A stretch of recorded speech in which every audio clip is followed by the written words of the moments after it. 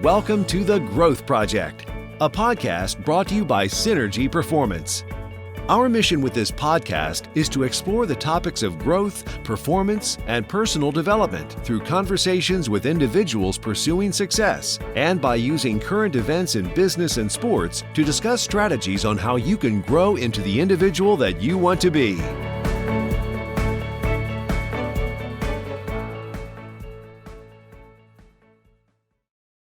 Hey everyone, welcome back to The Growth Project.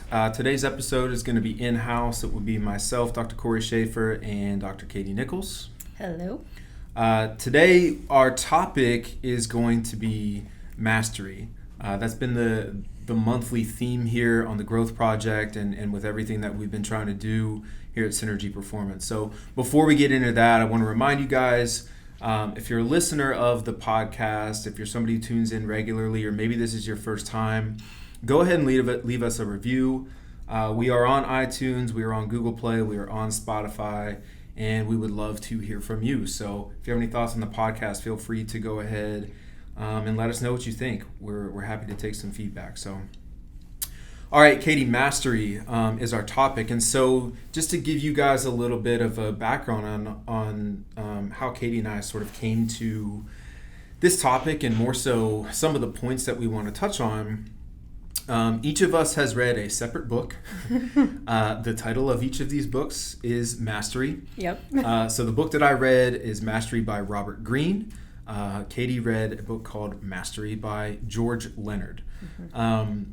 So each of these books, plenty of overlap, right?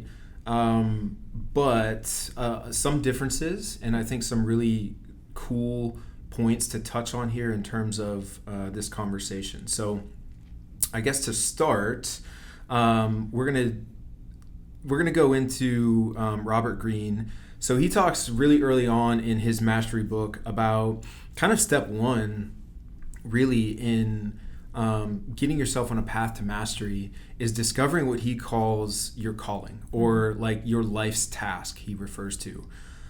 So basically that's just, in his words, what you are meant to accomplish in the time that you have to live.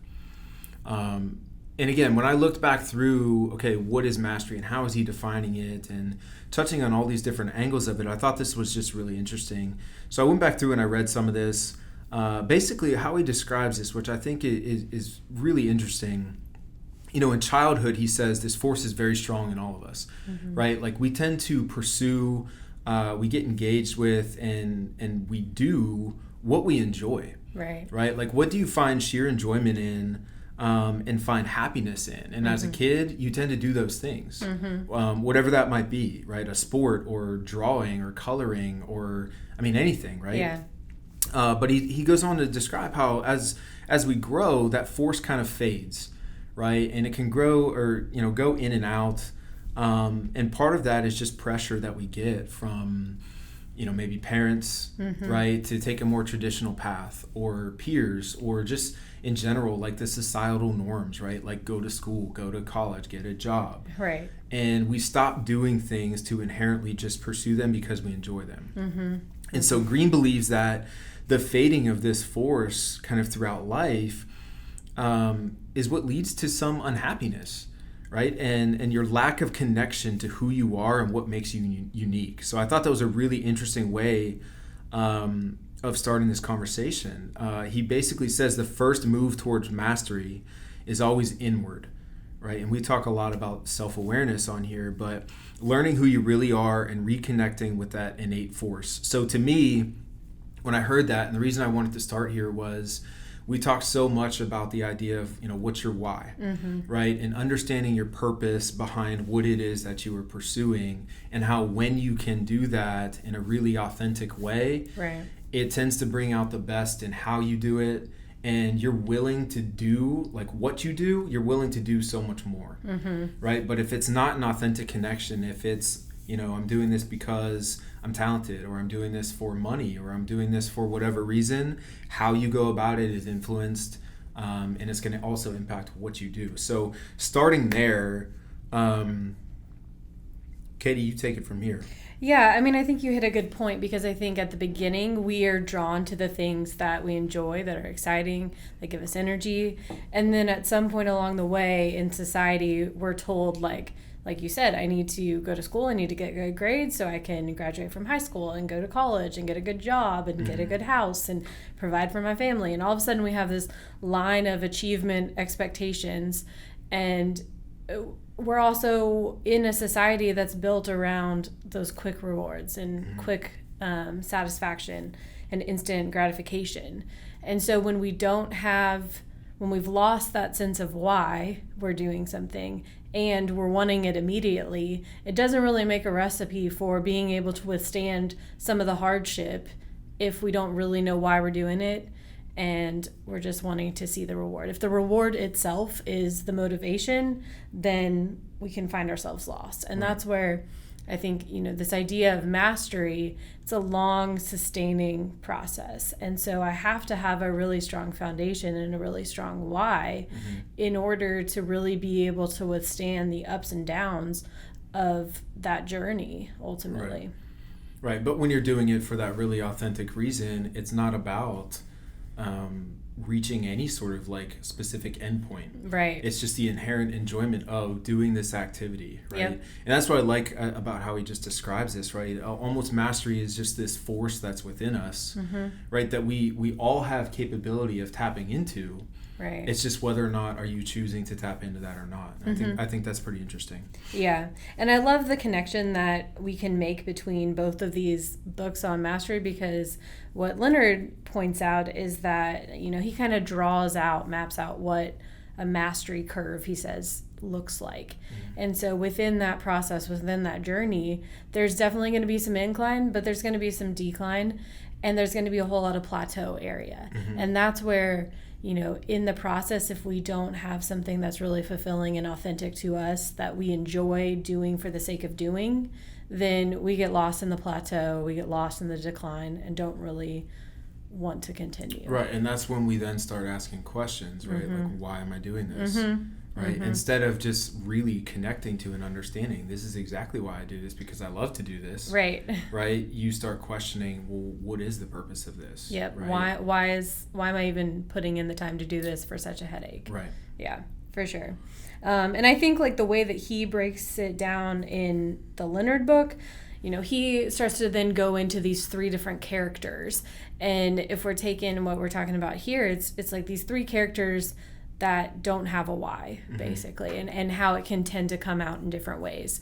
So we'll go through those. The first one is the dabbler. So the dabbler approaches each new opportunity with excitement. They're all about it. It's the newness, it's shiny, it's something fun and adventuresome to be able to get involved in. And there's going to be that quick burst of progress at the beginning, and so obviously they're excited about that. But then once they reach one of these declines or plateaus, this isn't the activity for me all of a sudden, and at that point you just kind of drop off. And so when we talk about growth mindset and fixed mindset, it's like this idea of, oh, this is challenging now, all of a sudden, like, I must not be good at this isn't for me, and we just abandon that. So that's kind of how the dabbler comes out. Right. How do you feel like you've seen that kind of in real life? Yeah, I mean, I think just in general, for the average person, you can see this. Everybody probably has a friend or a family member who it seems like every month or every couple months, like they're on to their next new hobby. Sure. Right? Like you said, as long as it's new and exciting and I can see some quick growth and quick progress, like it's a lot of fun. Right? But the second I start to plateau or the novelty is worn off, it's just like, okay, on to the next thing.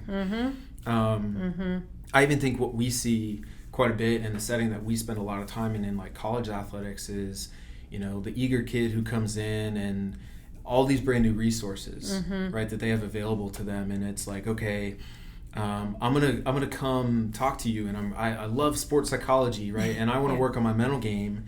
And they do that for a couple of weeks, and then things start to get hard, and they understand that, like, whoa, I have to put work into this, right? And then it's just like, okay, nutrition, that must be the next thing, right? Like, that's what's going to make me a better performer, a better athlete. And so they start dabbling there, see what they can learn, and then it's just like, hang on, I have to meal prep and I have to plan and, you know, Right. this takes work. Yep. This must not be it, right? Yep, Like, yep. and so they just keep jumping from thing to thing. It's like they're trying to hack into performance, or again, just the average person who's going from hobby to hobby. It's like they're trying to hack into their happiness. Yes. Right? They're trying to just constantly like feed into that quick joy Right. rather than something sustainable that's Right. going to take some work. Right. And kind of then the second character is really kind of the opposite. It's the obsessive. So it's like I've found that niche, I've found that activity, but I want the results fast, and results are what matter to me. And you know, we've talked about this back in April, I think, about when I focus on things like the results, things that are not controllable, over time, that's going to create a lot of frustration. And so this person, the obsessive, may start out making a whole lot of progress at the beginning, doesn't really accept the fact that there's going to be a plateau, is just going to like hard nose it through and continue to push. But at some point, in ignoring the fact that there's a necessary space for plateau in order to develop, that's when, by that point in time, they're just totally burnt out. Right. They're just totally exceeding their energy at that point, and there's a very sharp decline in motivation, sharp decline in any kind of progress. Right. So, you know, what comes to mind as far as like the obsessive type of character? Yeah, again, I think just sort of the average person, or maybe in more of like a business setting, the average adult, let's say, the person that becomes so consumed by their work, you know, that they just overextend themselves. They work long hours. They just put work above all else. I think that's when you tend to see relationships suffer and social life suffer. And again, it's going to eventually lead to burnout and a decrease in performance. And that's what's paradoxical about this, is they think, if I just work more and work harder, right, my performance will increase. But at some point, there's diminishing returns, and you're just doing the opposite. I think in college athletics, you see the same kind of thing from time to time, right? Athletes who get very obsessive about performance, they try to control everything. Right. And again, the reality is that they can't. These tend to be the people who overthink, overanalyze, and just overdo everything, right? Like moderation is not... not in their vocab. No, it's not in their vocabulary. They have very poor balance in life. Yeah. And unfortunately, again, we see that even with 18 to 22-year-olds. Yeah, and you see like how that tends to then come out. Like if I'm constantly out there putting in extra work and I'm never leaving time for recovery even, like you see injury, you see overuse, all kinds of things. Right. So then the last character is what they call the hacker. So this is, you know, after sort of kind of getting the hang of something, and maybe, you know, this is something where it has naturally been easy for them to just progress very quickly in it. They're okay eventually when they hit the plateau. So, you know, they don't mind skipping some of those essential pieces of what it means to develop the skill. You know, they give the example in the book of like a tennis player who develops a really solid forehand, but then is okay just settling for an okay backhand. So it's like I can make it work with what I got, and I don't really need to work at developing anything else. I'm okay just kind of settling on this plateau. Right. So how do you feel like you see that? Yeah, I mean, just in general, I feel like Leonard may have missed the mark here in calling this the hacker. Like, this should be the settler, right? Right.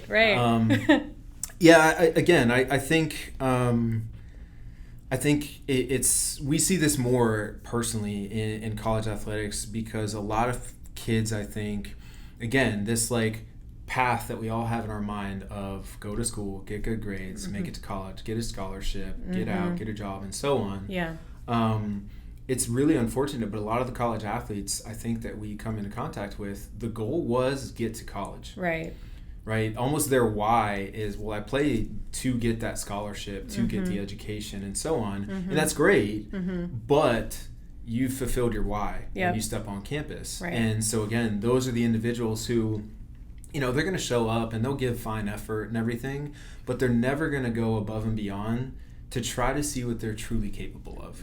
Like you said, they settle on that plateau and just kind of camp out, right? Like, I'm good enough, I got here, mission accomplished. Yeah. Right? Yeah. And it's just unfortunate because, again, it's like you could be capable of so much more if you were willing to just give a little bit more of yourself. Right, for sure. And I think you hit it really well, just, with the reward being the focus of like, I can reward myself by having this identity as a student athlete, and I have a scholarship, and it's going to get me to that next reward or that next achievement that I'm supposed to have. Right.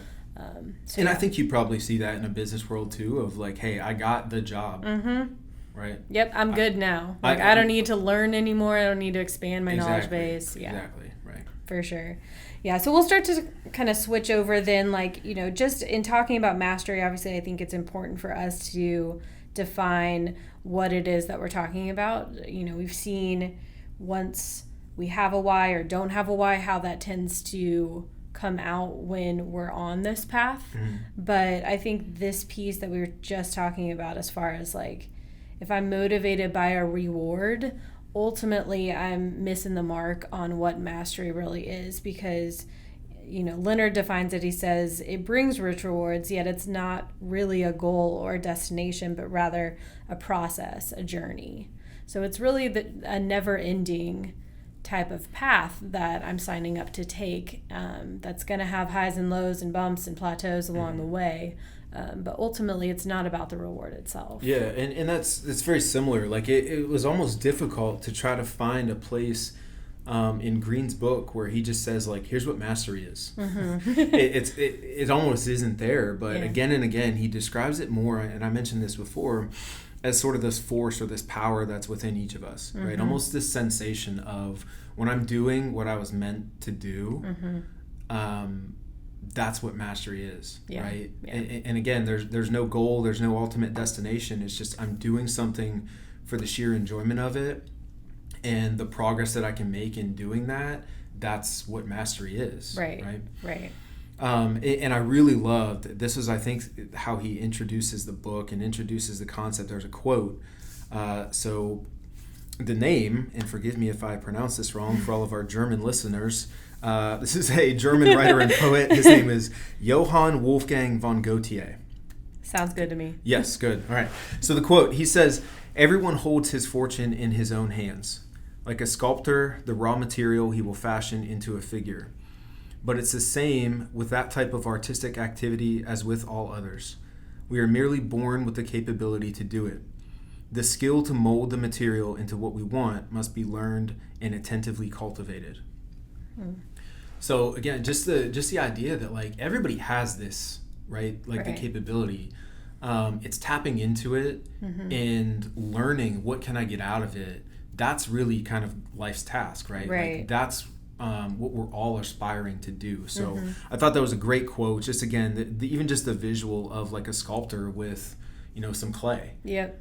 Right? Like, you get to sort of create your own masterpiece, so to speak, right? It's just, what are you going to do with it? So I thought that was a really, really great way of introducing the concept. Yeah, and I love that last piece too, of like, the material that we want, it has to be learned, it has to be attentively cultivated. So there has to be a decision there that I'm going to invest some time and energy into developing this craft. Right, it's a conscious process. It's not something that you just sort of go through the motions with or accidentally stumble upon. Right.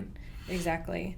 And I think within this, like, mastery curve or path of mastery, however we want to talk about it, I think, Leonard talks a lot about loving the plateau. So it's embracing this path, and I think this intention that Green talks about as far as cultivating the skill and learning the skill, part of that is like what Leonard is then talking about in loving the plateau. He says to take the master's journey, you have to practice diligently, striving to hone your skills to attain new levels of competence. But while doing so, and this is the inexorable fact of the journey, we also have to be willing to spend most of your time on a plateau, to keep practicing even when you seem to be getting nowhere.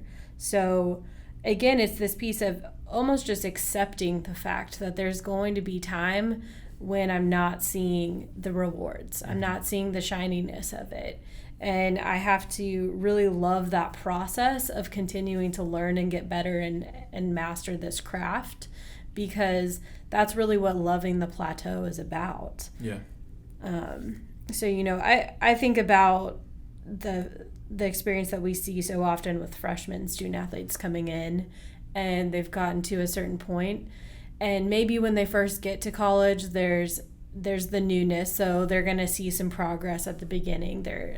Maybe that's the first time that they're in the weight room, or it's the first time they're really focused in on recovery. So they see some quick progress there, but then they experience this plateau.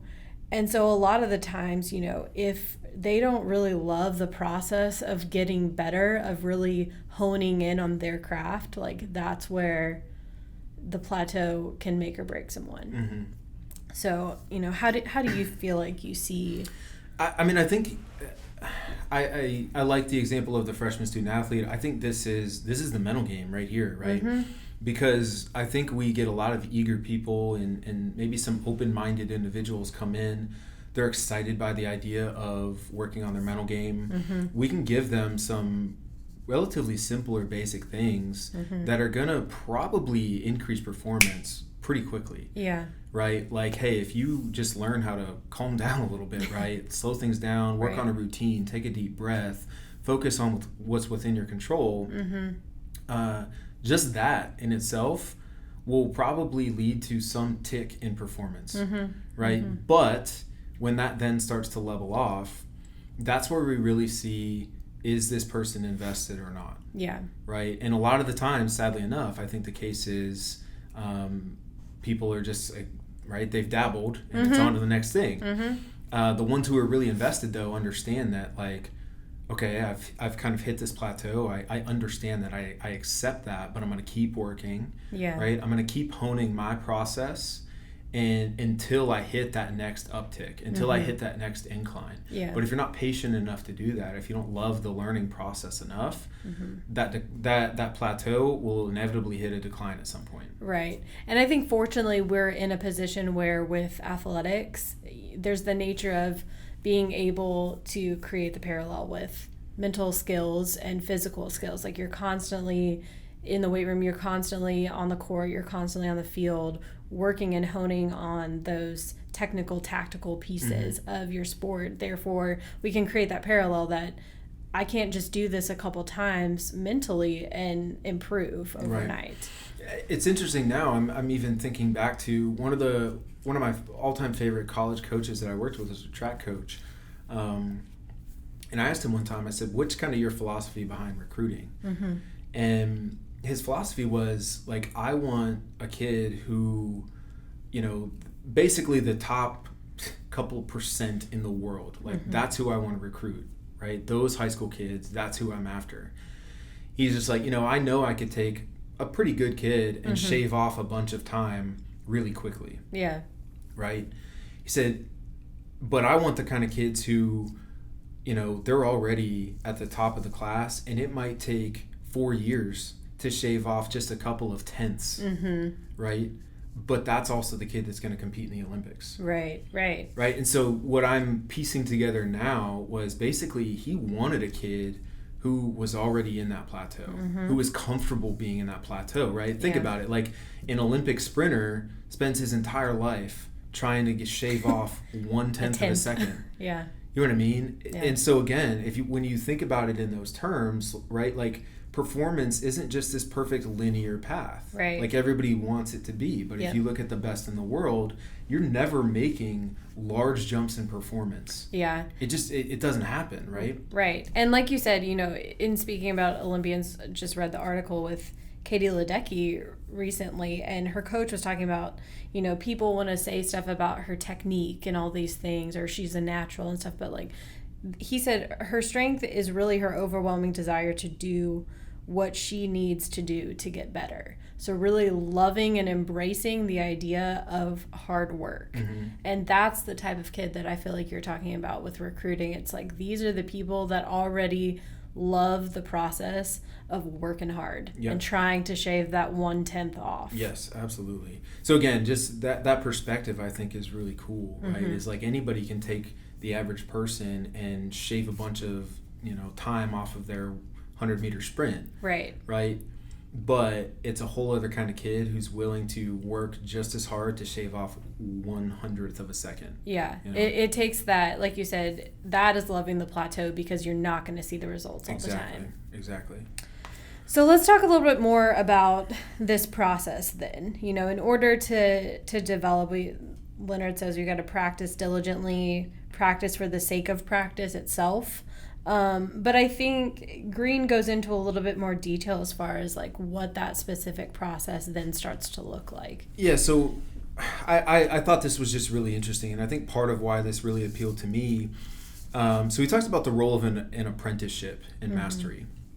And the reason this I think appealed to me so much was because we're seeing so much less of like a real apprenticeship sort of environment these days. Sure. You know, if you think back to 100 years ago, I mean, the process was like as a child, as 9 or 10 years old, basically, it's like you're placed with a mentor, more or less. Like you're going to be a blacksmith, right? At 10 years old, and you just start learning and shadowing and observing and practicing with a blacksmith, but that process was like 10 years. Yeah. You know what I mean? Of every day doing nothing but that craft or that skill. Now I think we see so much more of like real life apprenticeship. Yeah. You know what I mean? And part of that is because, like, if you think, so how he sort of defines this, or you know, a quote that I wanted to touch on, he says, the principle is simple and must be engraved deeply in your mind. The goal of an apprenticeship is not money, a good position, a title, or a diploma, but rather the transformation of your mind and character, the first transformation on the way to mastery. That to me is so powerful. And again, the reason I think this is so important is because that is not what society is about at all. Right. Everything is a means to an end. Everything's about a good position, money, title, diploma. Exactly, right? School is get good grades to earn a diploma to go on to the next thing, right? Nothing is just inherently for learning and the sake of doing it. Right. Even sports, right, is just about reaching a certain status or the next level or getting drafted, earning money, whatever it might be, right? Nothing is ever about just doing the craft. Yeah. Right? I mean, and I've had that conversation with people and parents as far as school, like, and what grades can do to the actual love of learning. Because if the goal is to get straight A's, I'm going to do whatever I need to do to get that grade versus whatever I need to do to learn this subject. Right. And I mean, you look at schooling now, like, it provides you a very diverse skill set and knowledge base, but you never really, it's just for the purposes of getting the grade. Yeah. It's not for the love of learning it and learning as much as I can about it. And then even, you know, internships, like that's what the modern day apprenticeship is, an internship. Yeah. That lasts a couple of months or maybe a year, right? But it's literally just to put on my resume so I can get the job. Right. It's not about trying to learn as much as possible. And so what ends up happening, we get kids who go through school and it's always just about, again, getting this tangible thing, right, to get me to the next step.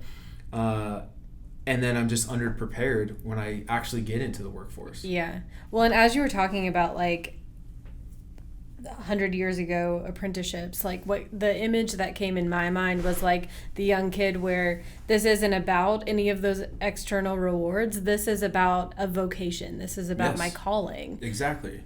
Right. So it goes back to that piece of like, this is what I feel like I'm destined to do. Exactly. My life's task is this thing, and I just want to get so good at it and learn all about it. You know what I mean? So he goes deeper though, as Robert Greene tends to do, and he sort of he breaks up this apprenticeship phase into a couple of steps. So the first step he refers to as deep observation, and he even goes on to describe this as being kind of a very passive mode in this process. And what he means by that is basically just submitting to and just absorbing the reality of all aspects of whatever environment it is that you're in. So really just starting to understand what are the rules, what are the procedures, that govern success in this environment. Who has control and through whom does communication flow? Basically just taking a step back, right, and closing your mouth, just watching and learning as much as possible. Yeah. To me, it reminds me of our training in that before we ever went out and did any kind of sports psych, the first thing to do was always to sit back, shut your mouth, and observe. Right. Because you're going to learn so much more just by watching. Yep. And some professions, I think, are very deliberate about this process, but many, I believe, are not. Right. You know, especially in the business world, you graduate from college, you got the degree, and so therefore that must qualify you to jump right in. Yep. And you think about what that does then for that experience and that learning, and how many headaches that can probably cause for supervisors later when the reality of the day-to-day work versus what's learned in school, there's going to be some difference if I haven't actually observed the actual climate itself. Right, exactly. And so this was similar to something that Leonard had mentioned in his book, which was what? Yeah, so he talked about keys to the master, and surrender was one of those, in which he talked about just surrendering to embracing the role of the learner and surrendering to that mentor, that coach, or even just the demands of what that discipline holds, just surrendering to all of these pieces, surrendering to the expectation that I should be at this certain point. Think about it with athletes, of course, that want to control like their timeline, and just really surrendering to the process of training versus I should be at this mark by now, or I should be at this time by now. Right. And so kind of step 2 in this process after deep observation, Green refers to as this is the skill acquisition phase, or what he calls the practice mode. And this is something I think we're pretty knowledgeable in, right? Just because this is what everybody thinks of in terms of like mastering something. It's actually practicing the skills. Right. And so again, the importance here of watching and imitating others first, and then endless repetition, right? That's how Green is that's what learning is, right? Watch, observe, learn, imitate, and do it over and over and over again. And that's how that learning process occurs. He actually defines this term I thought was pretty interesting. He calls it the cycle of accelerated returns, where basically practice becomes easier and more interesting, leading to the ability to practice for longer hours, which increases your skill level, which in turn makes practice even more interesting. And it's just this cycle that kind of builds on itself. And he basically says reaching this cycle is the goal, right, of this stage, is getting to the point where you love what you're doing so much, right? You're building skill, and it just further deepens that interest and that love for what you're doing, which I think is, everybody's been there at some point. Right. Where you just get so consumed and involved in what you're doing. Yeah. It's like you look up and it's been hours. Yeah, it's what we talk about as far as flow, just being able to be in it and loving what you're doing and just being very present with it. Right. I think it also, this ability, it becomes easier and more interesting, and practicing longer. That's what we talk about a lot of time with that practice, that preparation. That's what gives us confidence. We say all the time that competence is what builds confidence. So being able to be confident in something that I'm doing takes a whole lot of hours to feel like I am competent. Right, absolutely. And again, that's what I always try to reinforce to athletes too. Like if you're going to work on your mental game, it's not something that you just turn on game day, right? It's something that you can be confident in. Yeah. If and when you've worked at it every day, just like the skill set that you utilize in your sport. Yeah, for sure. So another concept here that popped up in terms of skill acquisition is the concept of the quote unquote 10,000 hour rule, or the theory of deliberate practice. So if you've ever read Malcolm Gladwell's Outliers, this is where this concept got very popular, and to some degree almost blown out of proportion, or it gets misunderstood. Sure, taken for an exact science. Yes, basically, I think the idea has become like anybody can pick up anything. And if you practice for 10,000 hours deliberately, like, you'll be an expert, you'll be a master. Right. And 10,000 hours, that's it. Right. You hit that mark, you're an expert, you're a master. Yeah. That's not the case necessarily, right? Some things can come quicker, some things can take longer. But the idea is that if you are deliberately and intentionally practicing something, right? So not just going out and kind of playing or going through the motions, but really working on getting yourself better, working on the intricacies of your craft, that over time, this sort of magical number, right, actually produces like qualitative changes in your brain. And that's where the true like mastery lies. Yeah.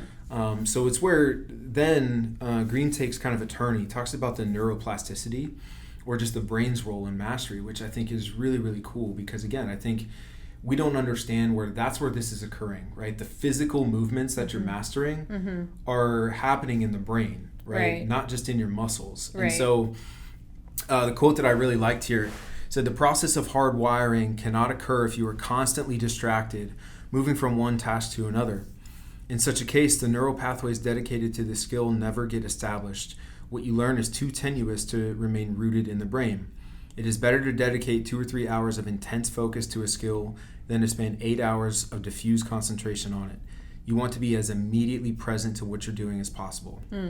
The reason that stuck out to me so much is because I think it's so counterintuitive to how people do things present day. Right?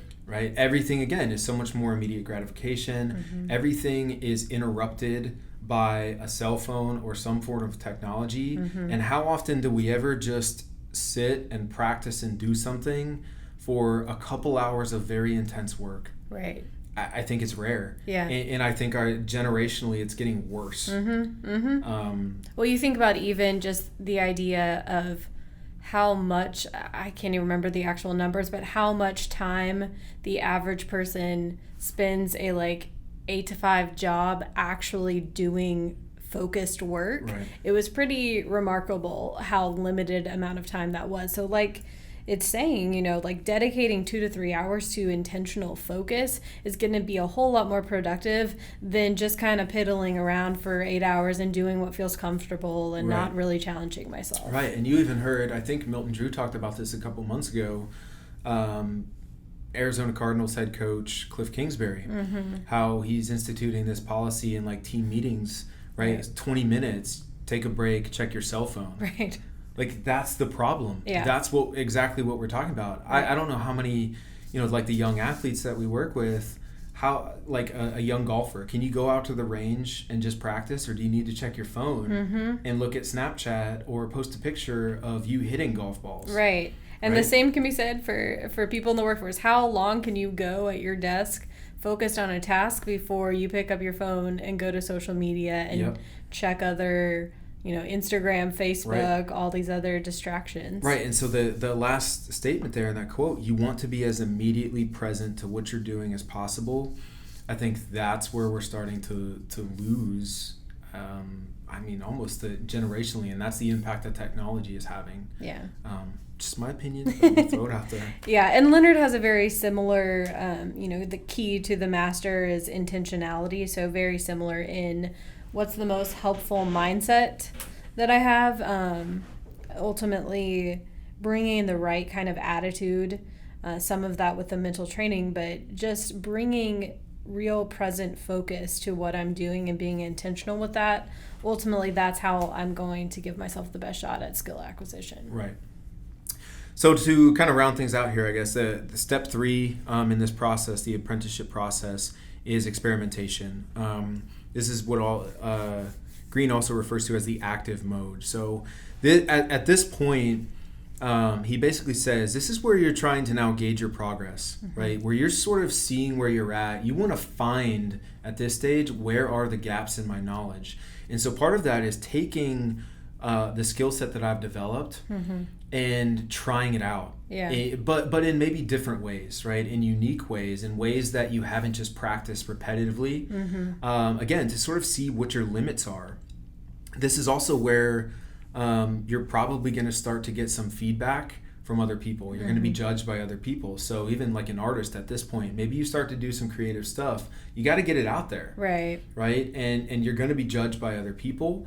And it's just a necessary part of that process. And again, I think this is an interesting stage because it's where you really see who's invested, right, in true mastery. You see those declines at times. Who's invested in mastery, who can take some criticism, right, who can be humble. I think that's a very, very important piece of this, because this is where you start to, bend the rules. You step outside of your comfort zone. You're starting to get criticized. You're challenging your fears even.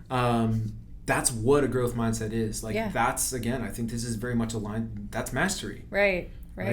Is if I'm always just going to do what's comfortable, am I truly ever a master at anything? Right. That's the hacker. I'm just comfortable being where I'm at. Yes. And Leonard defines this. I like the way that he phrases this key of the master is the edge. So being able to challenge the previous limits, taking risks for the sake of high performance. And again, that growth mindset of I'm going to be willing to take the risk and possibly fail in order to continue to develop over time. And I think about it even in the article with Katie Ledecky, in talking about embracing the sake of loving it for the sake of the hard work. The coach also said that for her, the process was also being about willing to fail. So he said, out of all of his swimmers, he didn't have anyone fail more than she would, because she would go out there full speed ahead at practice, guns a-blazing, when other people are saving some energy and trying to get through, and she would fail miserably. But then he said she would come back and do it again, and she'd do it again. And by about the third time, she was getting through it, and she was also making progress and seeing that pay off. Right. Yeah, to me, I think this is where... you see like artists, for example, let's say musicians. This is where you see them, they try a different sound out, or they cross over into a different genre. It's because they want to see, what am I capable of doing, right? I know I can do this thing really well, but I wonder if I can do this. And sometimes that's received well, and sometimes it's not, but at least they're trying. I think at the same time, again, this is where I think business people, so one of the books that's pretty foundational, I think, as far as developing business, and maybe Milton Drew have talked about it some, like Blue Ocean Strategy, right? Like, we can do what everybody else is doing, right? And those are the quote unquote red waters, right? Like everybody's in that sort of pool, or we can try to challenge ourselves and find blue oceans, right? And do something different, and that's what I think. Again, that's what experimentation is. That's being really active with your skill set and challenging status quo. So, Green goes on and he basically says, you'll know when your apprenticeship is over by the feeling that you have nothing left to learn in this environment. Is the time to declare your independence or move to another place to continue your apprenticeship and expand your skill base. So, I think you hear this really commonly as far as maybe what we've done as far as education. You hear like it's never good to stay at the same school for your undergrad degree and your graduate degree. Why? Is because you've probably learned as much as you can from those people and in that environment.